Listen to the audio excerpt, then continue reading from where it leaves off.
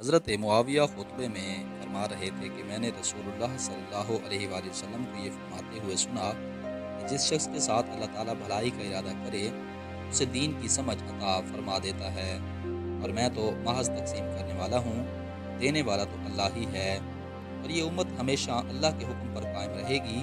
اور جو شخص ان کی مخالفت کرے گا انہیں نقصان نہیں پہنچا سکے گا، یہاں تک کہ اللہ کا حکم یعنی قیامت آ جائے اور یہ عالم فنا ہو جائے۔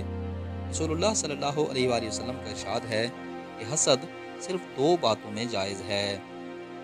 ایک تو اس شخص کے بارے میں جسے اللہ نے دولت دی ہو،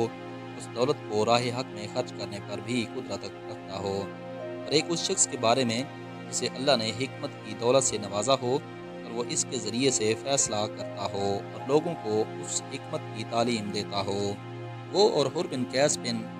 حسن فزاری حضرت موسیٰ علیہ السلام کے ساتھی کے بارے میں بحثے۔ حضرت ابن عباس رضی اللہ تعالیٰ عنہما نے فرمایا کہ وہ خضر علیہ السلام تھے،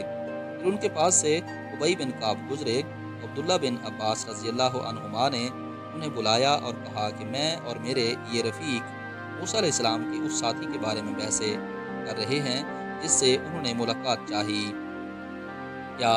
آپ نے رسول اللہ صلی اللہ علیہ وآلہ وسلم سے اس کے بارے میں کچھ ذکر سنا ہے؟ انہوں نے کہا ہاں، میں نے رسول اللہ کو یہ فرماتے ہوئے سنا ہے،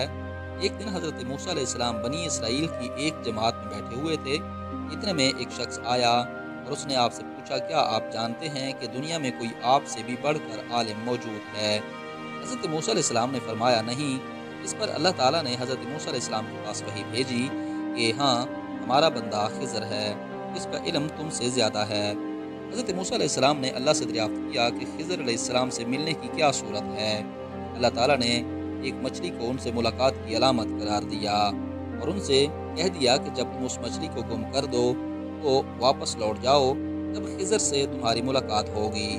تب موسیٰ علیہ السلام چلے اور دریا میں مچھلی کی علامت تلاش کرتے رہے۔ اس وقت ان کے ساتھی نے کہا جب ہم پتھر کے پاس تھے کیا آپ نے دیکھا تھا؟